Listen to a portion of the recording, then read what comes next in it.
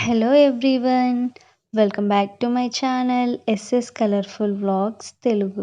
మన ఛానల్ని first time చూస్తున్నట్టయితే వెంటనే వెళ్ళి లైక్ చేసి సబ్స్క్రైబ్ చేసుకోండి. మన ఛానల్లో అయితే daily routine vlogs, cooking, rangoli designs, DIYs, life style, ఇంతే కాకుండా ఇంకా చాలా వస్తూ ఉంటాయి. వీడియోని స్కిప్ చేయకుండా ఎండ్ వరకు అయితే చూడండి. ఇవాల్టి వ్లాగ్లో అయితే నా మార్నింగ్ రొటీన్ని మీతో షేర్ చేస్తున్నా. ఇవాళ బ్రేక్ఫాస్ట్లోకి అయితే ఇడ్లీలోకి ఒక మంచి కాంబినేషన్ అయిన టొమాటో అండ్ పల్లి చట్నీ చూపిస్తాను. ఇడ్లీలోకి మనం ఎప్పుడు తినే పల్లి చట్నీ కాకుండా ఇలా టొమాటో వేస్ట్ చేస్తే చాలా అంటే చాలా బాగుంటుంది. ఫస్ట్ అయితే స్టవ్ ఆన్ చేసుకొని ఒక కడాయి పెట్టి కొద్దిగా ఆయిల్ వేసుకొని పచ్చిమిర్చి, ఎండుమిర్చిని బాగా ఫ్రై చేసుకోవాలి. నేనైతే ఇక్కడ ఒక 10 దాకా పచ్చిమిర్చి అయితే తీసుకున్నా. ఇవి కారం కొంచెం తక్కువగానే ఉన్నాయి. మీరు మీ కారానికి తగినంత తీసుకోండి. పచ్చిమిర్చి వేయించిన కడాయిలోకే ఇంకొంచెం ఆయిల్ వేసుకొని ఒక 2 టొమాటోలను అయితే ఇలా పొడుగ్గా కట్ చేసుకొని వేయించుకోవాలి. టొమాటోలు అయితే బాగా వేగి మగ్గిపోయాయి. ఇప్పుడు ఒక మిక్సీ జార్లోకి వేయించి పొట్టు తీసిన పల్లీలు, టొమాటోస్, పచ్చిమిర్చి, ఎండుమిర్చి, కొత్తిమీర, జీలకర్ర, వెల్లుల్లిపాయలు, తగినంత సాల్ట్ వేసుకొని మెత్తగా పేస్ట్ చేసుకోవాలి. పోపు పెట్టుకోవడానికి అయితే కడాయి పెట్టి తగినంత ఆయిల్ వేసుకొని బాగా హీట్ అయ్యాక ఆవాలు, జీలకర్ర, కరివేపాకు వేసుకొని బాగా వేగాక ముందుగా మిక్సీ చేసుకున్న చట్నీ వేసుకోవాలి. ఈ చట్నీ ఇడ్లీలోకి అయితే చాలా బాగుంటుంది. మీరు కూడా తప్పకుండా ట్రై చేసి ఎలా వచ్చిందో చెప్పండి. చట్నీ చేసుకోవడం అయితే అయిపోయింది. ఇప్పుడు రాగి జావా చేసుకోవడానికి అయితే ముందుగానే ఇటువైపు ఎసరైతే పెట్టేశాను. ఇలా వాటర్ బాగా మరిగాకైతే ఒక 12 స్పూన్స్ దాకా రాగి పిండిని వాటర్లో కలుపుకొని ఈ మరిగే వాటర్లో పోసి బాగా కలుపుకోవాలి. ఒక 2 స్పూన్స్ రాగి పిండికి అయితే ఒకరికి బాగా కరెక్ట్గా సరిపోతుంది. అలాగే ఈ రాగి జావలోకి సరిపడా సాల్ట్ కూడా వేసుకోవాలి. మా ఇంట్లో అయితే మేము 6 మెంబర్స్ ఉంటాం కాబట్టి 12 స్పూన్స్ రాగి పిండి అయితే మాకు కరెక్ట్గా సరిపోతుంది. దీంట్లోకి అయితే మేము వేరే ఏమి కలపము. ఇలానే కొద్దిగా గోరువెచ్చగా ఉన్నప్పుడు తాగేస్తాము. రాగి జావ తాగడం అయితే అయిపోయింది. ఇప్పుడు బ్రేక్ఫాస్ట్కి ఇడ్లీ చేయడానికి అయితే ఇక్కడ ఇడ్లీ పిండిలో కొద్దిగా సాల్ట్ వాటర్ వేసుకొని బాగా కలుపుతున్నా. ఇడ్లీ కుక్కర్లో అయితే 1 గ్లాస్ వాటర్ వేసి ఎసరైతే పెట్టేశాను. ఈ ఇడ్లీ స్టాండ్లోకి ఇడ్లీలు వేసేలోపు అక్కడ వాటర్ అయితే ఆవిరైతే బాగా వస్తుంది.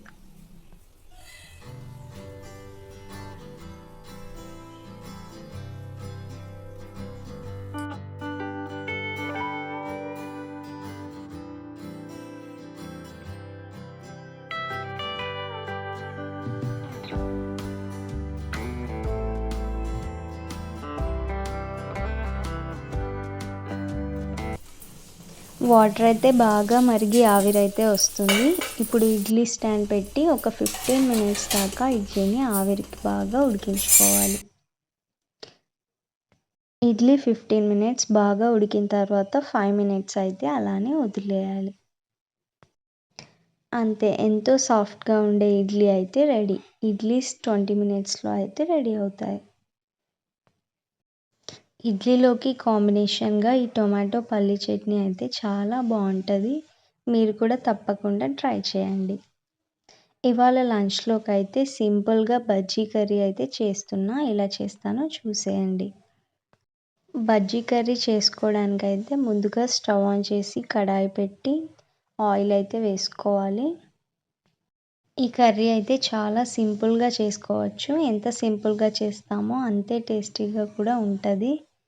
ఆయిల్ అయితే ఇక్కడ కొంచెం ఎక్కువగానే తీసుకోవాలి. ఆయిల్ బాగా హీట్ అవ్వాలి. ఇలా ఆయిల్ బాగా హీట్ అయ్యాకైతే ఇలా సన్నగా పొడుగ్గా తరుక్కున్న ఉల్లిపాయల్ని వేసుకోవాలి. ఉల్లిపాయలు కొద్దిగా వేగాకైతే అల్లం వెల్లుల్లి పేస్ట్ కూడా వేసుకొని బాగా ఫ్రై చేసుకోవాలి. అల్లం వెల్లుల్లి పేస్ట్ కూడా బాగా ఫ్రై అయ్యాకైతే ఉల్లాకు వేసుకొని మంచిగా ఫ్రై చేసుకోవాలి. ఇవన్నీ బాగా ఫ్రై అయ్యాకైతే పసుపు కూడా వేసుకోవాలి. ఈ పసుపు కూడా ఆయిల్లో బాగా ఫ్రై అయ్యాక మిగతా ఉల్లిపాయలన్నీ వేసుకోవాలి. ఉల్లిపాయలు ఇలా పొడుగ్గా సన్నగా కట్ చేసుకోవాలి. పకోడీకి ఎలా కట్ చేస్తామో అలా. ఇప్పుడు దీంట్లోనే కొత్తిమీర కూడా వేసుకొని బాగా కలుపుకొని ఫ్రై చేసుకోవాలి.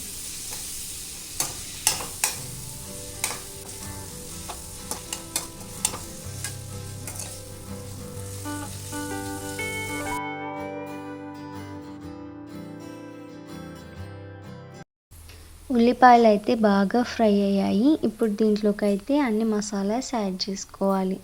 ఒక 2 స్పూన్స్ దాకా కారం అయితే వేసాను. అలాగే ఒక 2 స్పూన్స్ దాకా ధనియాల పొడి, 2 స్పూన్స్ వేయించిన కొబ్బరి పొడి కూడా వేసుకొని గ్రేవీకి సరిపడినంత వాటర్ వేసుకొని టేస్ట్కి తగినంత సాల్ట్ వేసుకొని బాగా ఉడికించుకోవాలి.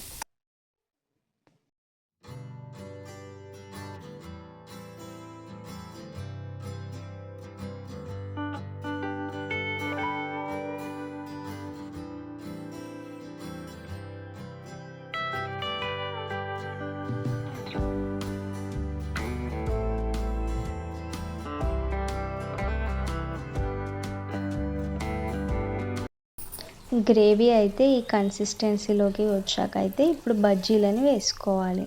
ఇలా బజ్జీలను వేసాక ఎక్కువసేపు అయితే ఉంచొద్దు.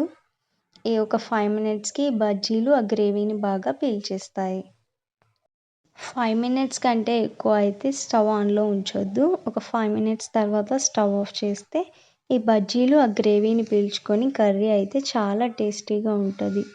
ఇవాల్టి రెసిపీస్ మీకు నచ్చినట్టయితే ఖచ్చితంగా లైక్ చేసి మన ఛానల్ని సబ్స్క్రైబ్ చేసుకోండి.